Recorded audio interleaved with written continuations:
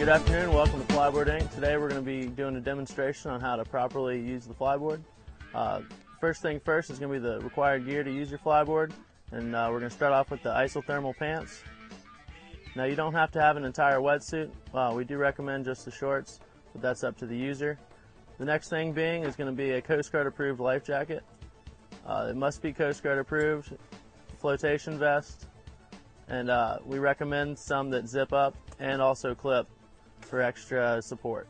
You can use wakeboard helmets, but whatever helmet you choose to use, it should have something that'll cover your ears. If it doesn't cover your ears, we recommend that you use full ear earplugs. First thing you want to do getting into the flyboard is place your left foot on the center of the board, and you're going to follow that, putting your right foot into the right binding.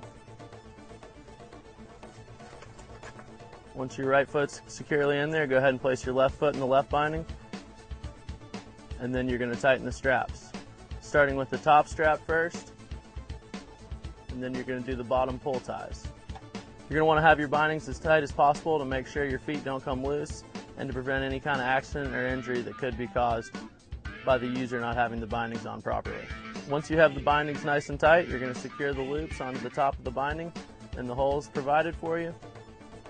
Okay, the next thing you're going to want to do is go ahead and get into the arms. You can start out with your left arm, and we recommend that you leave the Velcro half strapped like you see. That way you can slide your arms in with ease, and then you're just going to tighten up the straps over your arms. You want these nice and tight as they don't move for when you're going through the water. You're going to go ahead and put on the right arm and pull all the straps so they're nice and snug. You don't want to have the arms too tight to where you lose any kind of feeling in your wrist or hands, but you do want them snug enough to where they're not going to move around much.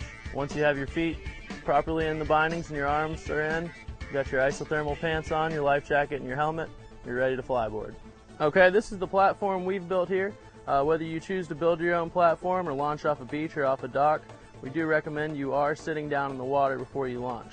It's essential that your platform be thick enough that it covers from the bottom of your flyboard to at least the middle of your gyro. This will prevent the gyro from snagging on your platform, which could cause serious injury or drowning. Alright, so once you're all strapped into the flyboard, first thing you're going to do is you're going to go ahead and stand up, and you're going to jump feet first into the water. Now once you're in the water, the operator on the jet ski can go ahead and start the jet ski. You'll feel the hose start to stiffen up, and he's going to be propelled outwards. Now it's very important that he keeps his legs straight, his back arched, and his head out of the water. Once your hose is completely straight and you feel that extra power, you're going to want to keep your legs straight, pull your legs under you, and pull your toes up. And that's going to let you come right out of the water, as you see. Now, in controlling yourself out of the water, it's all going to be in your toes. So you lightly point your toes forward, you'll move forward. You point your toes up, and you'll proceed upwards. It's essential that you keep your legs straight while flying. The only time you're going to bend your legs is when you're turning. If you want to make a right turn, you'll slightly bend your left knee. If you want to make a left turn, you'll slightly bend your right knee. While you gain your balance on the flyboard, you want to do S-turns. Slowly turning to the left and also slowly turning to the right. This will teach the user how to properly navigate the flyboard.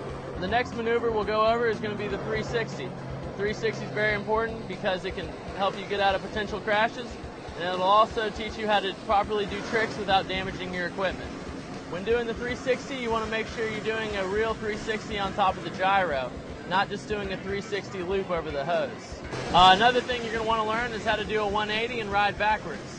Learning how to ride backwards will keep you out of many potential falls, and they'll also help you learn how to do more advanced tricks. When you're riding backwards, you want to have your toes pulled up, but you want to have all your weight leaning forwards. This is going to properly position your weight on the flyboard and keep you stable and balanced while flying backwards, as you see. All right, when you first start learning the flyboard, in the very beginning, you don't want to take the user higher than 5 feet. It's very important that the PWC operator never give the flyboard user more than 4,500 RPMs. 4,500 RPMs is enough to get the average sized person up and out of the water It's very important you keep them at about 5 feet off the water until they're comfortable and they've gained their balance. Once they fully gain their balance, they're comfortable, then you can begin to take the rider to new heights. It's important when the flyboard user falls into the water that they do not panic and they understand their head could be underwater for up to 2 seconds. The board floats, the life jacket floats, and also the helmet floats, but you could still be underwater for up to 2 seconds. When attached to the flyboard, you never want to try to swim or struggle. You want to lay flat and let the PWC, flyboard, and flotation devices do their work. Alright, it's very important that the PWC operator understand the proper times when to lower or drop the flyboard user. If the flyboard user comes within 15 feet, it is important for the PWC driver to drop the flyboard user as you just saw. Now, if the flyboard user comes within 6 feet, it's no longer safe for the flyboard user to be dropped.